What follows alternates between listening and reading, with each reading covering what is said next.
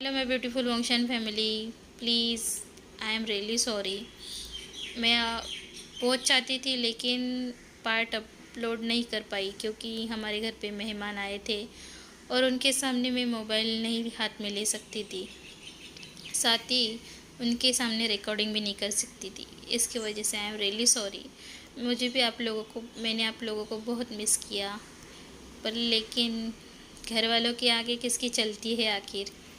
चलो ज़्यादा बात ना करते हुए डेविल सीईओ का नेक्स्ट पार्ट स्टार्ट करते हैं। पिछले पार्ट में हम लोगों ने देखा था कि जान और हाउशुआन दोनों रेस्टरूम के अंदर जा चुके थे। पीछे से इबो उन्हें देख रहा था।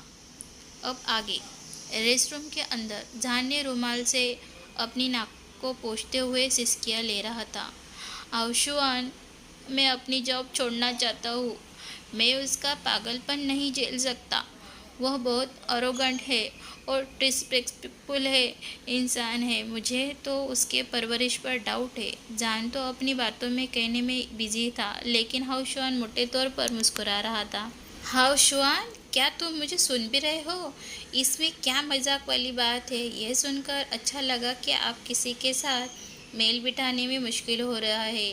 नहीं तो आप हमेशा ही जिद्दी व्यक्ति है जो किसी व्यक्ति के साथ सामना करते रहते हैं। हाँ हाँ, लेकिन यह कोई ऐसा वैसा व्यक्ति नहीं है। यह कारण है कि वो कोई उसे पसंद नहीं करता, यहाँ तक कि श्री कियान के बुरे बेटे के रूप में जाना जाता है। रुको रुको, वह कियान फेंग का बेटा है? वाह, मुझे विश्वास नहीं हो रहा है कि वह अब एक अरबपति आइकॉन का बेटा है। उसने उससे ऊपर पिता की कंपनी कैसे संभाली? केवल दूसरे बेटे के बारे में सुनता हो। कौन परवाह करता है? मुझे यकीन है कि उसका दूसरा बेटा अच्छा होगा और उसके जितना घमंडी नहीं होगा। वह उसके जैसे परेशान करने वाला तो बिल्कुल भी नहीं होगा। मुझे तो वो बहुत परेशान करता है, जान ने गुस्से से बोला। हाउशुआन मुस्कुराते हुए अपना सिर हिलाता है। शांत हो जाओ, आराम करो। ऐसा क्यों नहीं करते? मुझे पता है जान, आपके लिए जॉब बहुत ज़रूरी है। आप अपनी दया से उसे प्रताड़ित सता सकते हैं और आप एक कर सकते हैं। जान आए बढ़ते हुए और अपने नीचे होठों को काट लिया। मुझे लगता है कि आप सही है हाउशुआन, जैसे आपने कहा था मैं वैसे ही करूँगा। लेकिन जियांग को इस बारे में मत बताना, वो मुझे चिढ़ाएगा कि मैं एक रोते हुए बच्चे की तरह शिकायत करते हुए नौकरी छोड़ रहा था। मैं तुम्हें वचन देता हूँ। तभी रेस्टरूम का दरवाज़ा धड़ाम से खुलता है। जान और हाउशुआन दोनों तुरंत जम गए। बॉस, दोनों एक साथ बोलते। ईबो, जो एक भयंकर शिकारी की तरह दरवाजे के सामने खड़ा था, जिसे छिपे हुए दो शिकार मिले पता नहीं, लेकिन उसने यह मूर्खतापूर्ण निर्णय क्यों लिया कि वह एक एम्प्लॉय की रेस्टरूम में आया। उसे थोड़ी शर्मिंदगी महसूस हुई, इसलिए उसने जान की आंखों में नहीं देखा।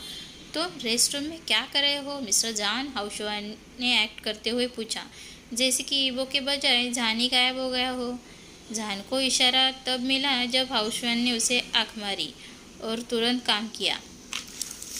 ओह डियर, मुझे अफसोस है। मुझे लगता है कि मैंने अपनी चाबी टॉयलेट में गिरा दी, ईबो ने कहा और अजीब तरह से हंसा।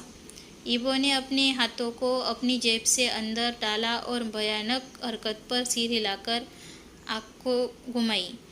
मुझे अगले टॉयलेट में जाना चाहिए। जान ने अपने घबराए हुए हाथों को अपने पतलून पर रगड़ते हुए कहा और जल्दी से टॉयलेट से बाहर निकल गया। वह ईबो के दरवाजे पर आदरपूर्वक झुक गया और बाहर निकल ही वाला था कि ईबो ने उसका पीछा किया।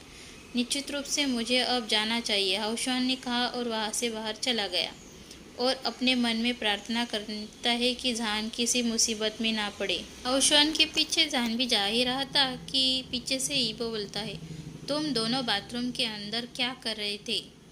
जान रुक गया और अपने निचले होठों को काटते हुए यह सोचने के अब क्या जवाब देना है। अचानक उसके दिमाग में एक विचार आया और वो मुड़ा और चुनौती से उसका सामना किया। वैसे कर्मचारियों के टॉयलेट में सीईओ का क्या काम है?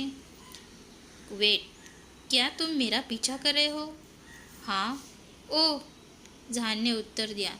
उसे उम्मीद नहीं थी कि इतना सीधा जवाब उसे मिलेगा और वह निश्चित रूप से नहीं जानता था कि वो उसका पीछा कर रहा है। मुझे आप पर भरोसा नहीं है। आप छोड़ना चाहते थे, फिर आप मेरी कंपनी में घूम रहे हैं। जान रुक गया और मोटे तौर पर मुस्कुराया, अच्छा बनने की कोशिश करते हुए। मैंने अपना मन बदल दिया है, मैं अब कंपनी नहीं छोड़ रहा चाहता।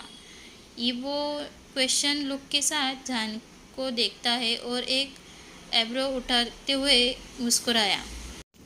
तो आपने फैसला किया है कि आपको इस कंपनी के अलावा कहीं और जॉब नहीं मिल सकता? जहान ने अपने आंखें घुमाते, वह ईवो को गलत साबित करना तो चाहता था, लेकिन उसने हाउशॉन को न जाने का वादा किया था। वह अंदर ही अंदर करा उठा और शर्मनाक तरीके से अपना सिर हिलाता है। ईवो बस मुस्कुराता है और गौर से जान को देखता है और अपने मन में सोचता है, बनी व्यक्ति में ही एक जैसे गुण होते हैं, एक ही समय में मजाकिया, मनमोहक और ज़िद्दी। मुझे नहीं पता था कि ये कैसे एंड होगा, लेकिन मैं जानकर भी अनजान जानकर नाटक नहीं कर सकता कि वो मेरा बनी है। मुझे नहीं पता कि ये कैसे ख़त्म होगा, लेकिन जानकर भी ना जानने का मैं नाटक नहीं कर सकता कि वो मेरा बनी है। जान को आश्चर्य हो रहा था कि आखिर ईवो के दिमाग में क्या चल रहा है, क्योंकि वह सिर्फ उसे गौर से घूर रहा था। जान ने अपने पीछे मुड़कर देखा कि कोई उसके पीछे तो नहीं है ना, जिससे वो अनजान है। मुझे तुमसे कुछ कहना है, ईवो ने कहा और अपनी उंगलियों को अपनी जेब के अंदर दबाते हुए आगे बढ़ा। फिर हाउशॉन, जो टॉयलेट से बाहर जान का आने का इंतज़ार कर रहा था, हाउशॉन ने जान का अजीब तरह से हिलाया और कमरे से बाहर चला गया।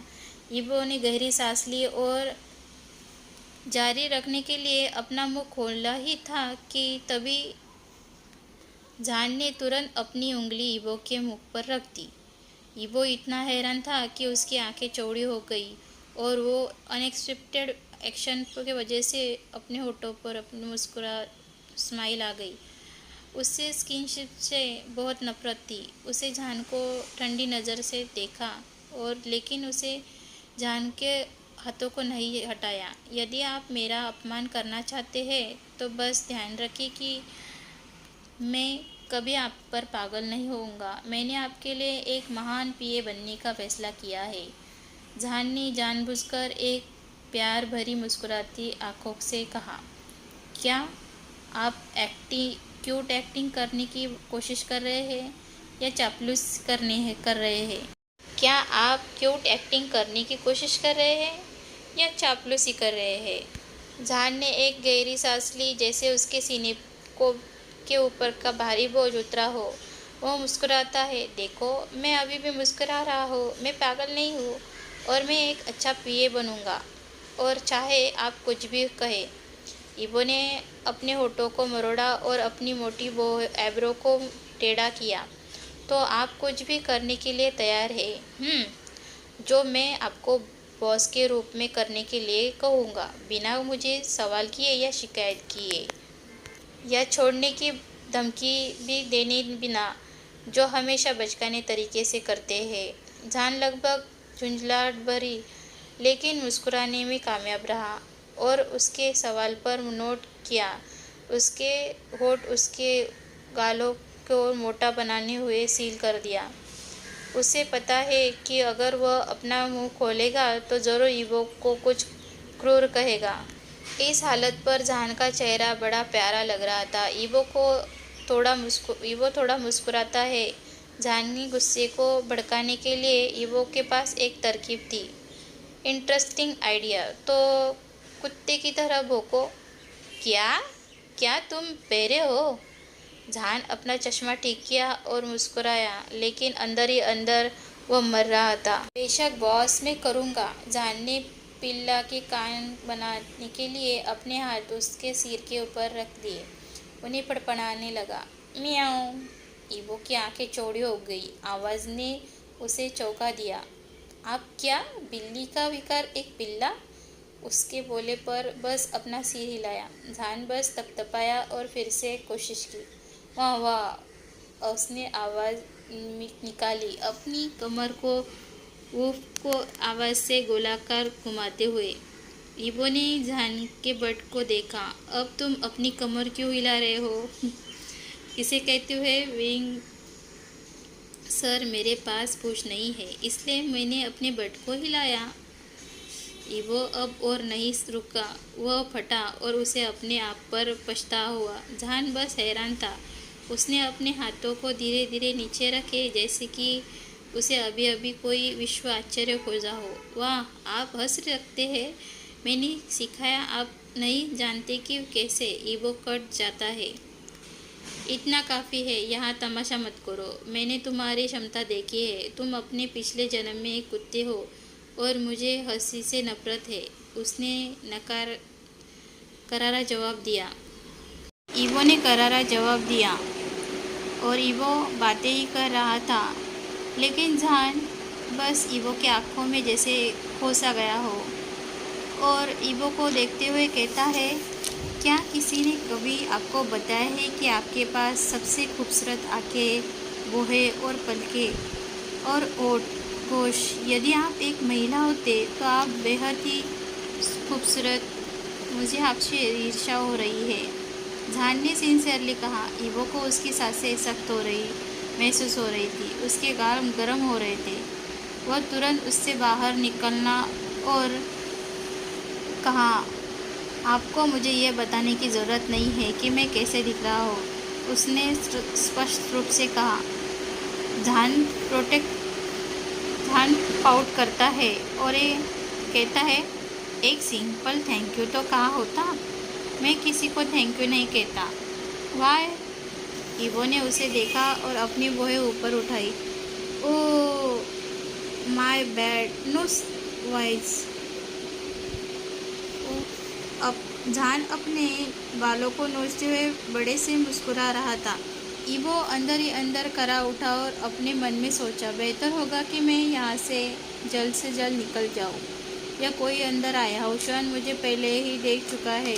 वह जानने ही वाला था कि जान ने उसे टकराया और जान का चेहरा ईवो के सीने से टकराया। जान कहता है, वो कितना लंबा है, कैन यू मूव इट। जान ईवो के परफ्यूम को सूंघता है। वह जानता था कि ईवो स्किनशिप से नफरत थी। उसे अब ईवो को सताने का फैसला किया।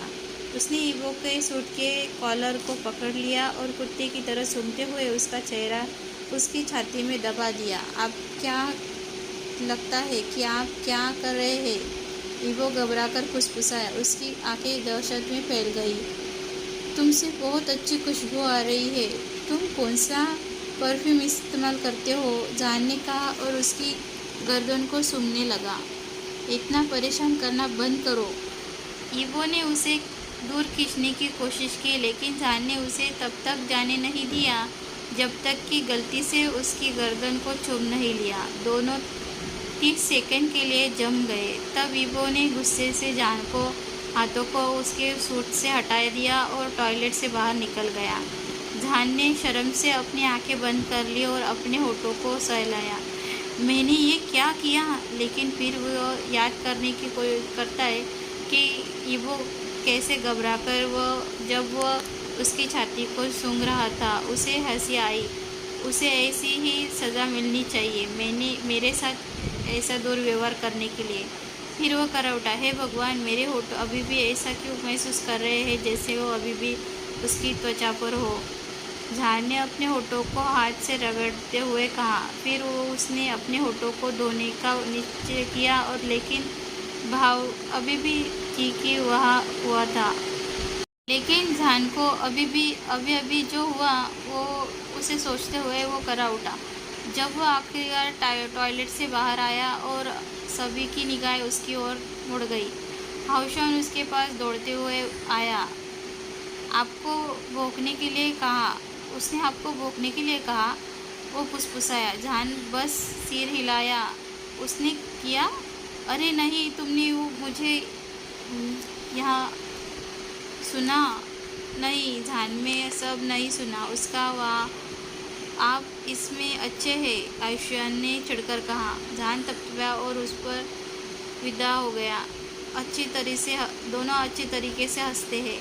इधर इबो ने दरवाज़ा पटक दिया और अपनी सीट पर जाकर अपने टाई को ज़ोर से खींच लिया, इसे और अधिक आरामदायक बनाने के लिए ढीला कर दिया। उसने अपना सिर पीछे फेंका और गहरी सांस ले रहा था, जिससे उसकी चौड़ी छाती ऊपर नीचे हो रही थी। फिर सोचता है कि कैसे जान ने उसके गर्दन को चूमा। उसने वो उंगलियां अपने होठों पर रख दी और शर्माते हुए मुस्कुराया। एक उत्साहित बच्चे की तरह वो सीधा बैठ गया और अपने फ़ोन को उठाया और एक नंबर डायल किया।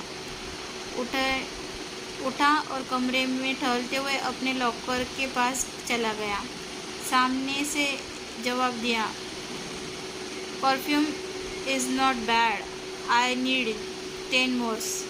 Thank you so much sir, तुरंत डिलीवरी करेंगे, रिसीवर ने उत्साह से कहा। उसने अपने लॉकर के अन्य परफ्यूम को डस्टबिन में फेंक दिया और उस विशेष परफ्यूम को देखते हुए मुस्कुराया, जो जहान को पसंद आया। फिर वह अपनी सीट पर वापस बैठ गया और अपनी आंखें बंद कर ली और फिर से वही बातें सोचने लगा जो अभी उसके और जहान के बीच हुई थी। मिलते हैं आगे की और भी इंटरेस्टिंग पार्ट में। Bye, thank you.